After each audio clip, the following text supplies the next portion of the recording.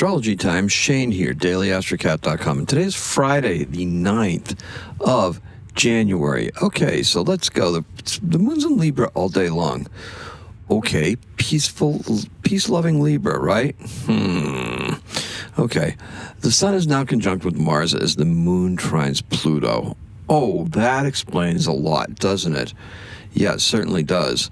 That sun conjunct with Mars, that takes a bit of time to develop, too. So the events of the last week are really what this is all about, right? Something's going to blow up.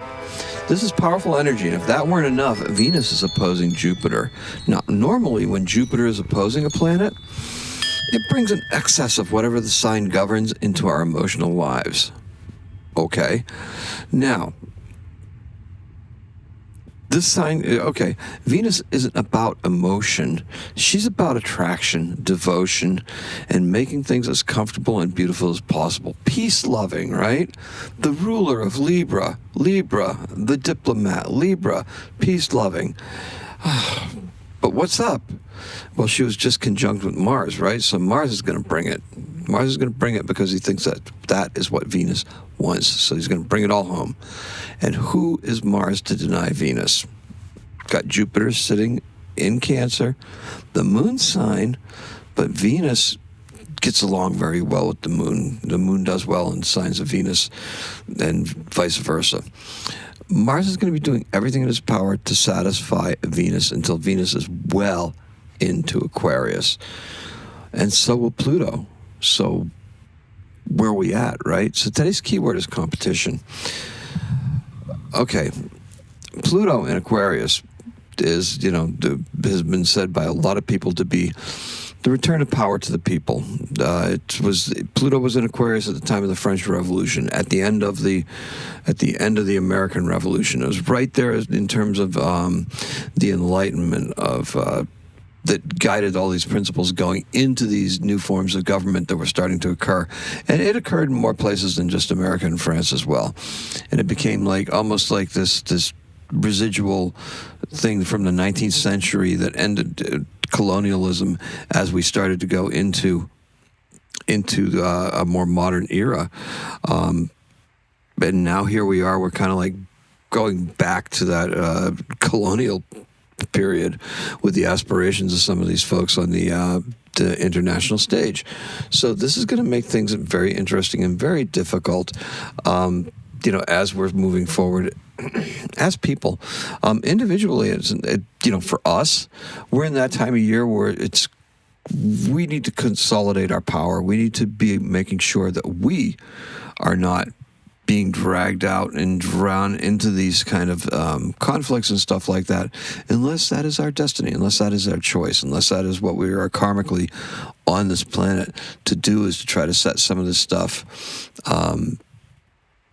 in a proper motion, right? In a motion that's in accordance with the universal guidelines of respect for all people, right? Venus, okay, so our color is licorice all sorts, because that's what you get in a package, right?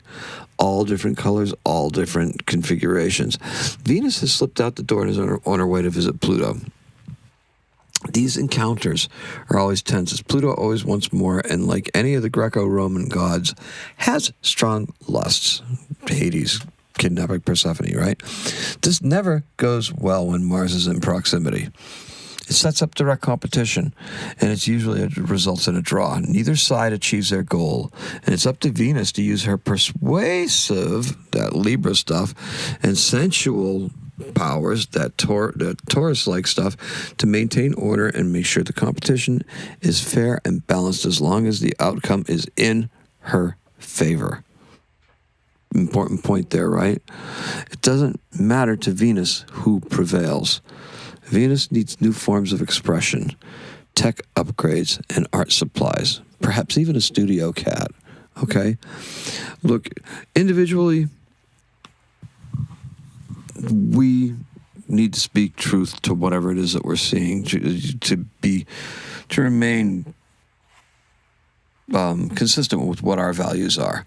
So, I'm not telling you what your values are or what they should be. That's up to you, all right? But speaking to them, that's what's in the astrology, right? That's what this astrology is pointing towards. The moon in Libra joins this party. She's there to sway both parties as long as to serve Venus's long-term interests. Because that's as personal as it gets, right? Venus is a personal planet. The moon is about as personal as it gets. That Pluto and Aquarius, that's out there, right? That's external planet stuff. Mars is a personal planet. The exception that we take to that, or the actions that we take based upon what our perceptions are of that, that's something that Mars is in control of. That's personal, right? So now the petal of Venus, that petal that we just talked about, that she just accomplished, this has to be reinforced. What is going to reinforce this petal? Money and accomplishments? This relationship feels transactional because it is, okay? Both Mars and Pluto are going to go all in. The moon is pleased. Look, my advice to Venus would be, look, if the planets are married, suggest a prenup, okay? Venus, you need a prenup, okay? You need to have a prenup before you get totally involved with Pluto and Mars on this particular aspect, right? We need to make sure that what we're doing is we're serving our own best interests, just like Venus does, just like Venus is serving her own best interests. You don't want to get too drawn into it emotionally. Draw up that prenup, right? Make sure that you're insulated somewhat from this stuff. Now, don't try to make sense of this. Work harder to bring this energy, the energy of Pluto, that electric energy that they can generate to you, okay? And make it work in your favor. Pretty soon, Mars is going to cross Pluto in that point of Aquarius. And that can be quite combustive, for lack of a better word, particularly in an air sign, right? Put fire in air and it just goes crazy. So, look, the petal of Venus is going to reform in Scorpio on November 14th. So what begins in power brings power to the next petal. So think about that. Whatever's beginning, maybe it's a reaction to some of the events that we've been seeing lately. This is true too, okay? And that is what I have for you. In 1839, Louis Daguerre demonstrates his daguerreotype photographic process to the French Academy of Sciences. And our birth is an icon. It is one of the reasons why this era, was kind of presaged in the 1960s. And the results of the protest songs and the sit-ins and the love-ins, whatever happened, right? The protests against war and against government and establishment. The birth is Joan Baez. She's 84 years old. She's born in 1941 in Staten Island, New York. She's famous for the songs Diamonds and Rust, but she's also a human rights advocate and just a beautiful person. She's born in Staten Island, New York, and that is all I have for you. So, in the face of all this oppression and repression, we evoke the 1960s. We evoke somebody that was born just after the French Revolution. Or his process, he was existing during that, but he was doing scientific things, such as discovering photographic processes, or processes, if you prefer. So that's all I have for you.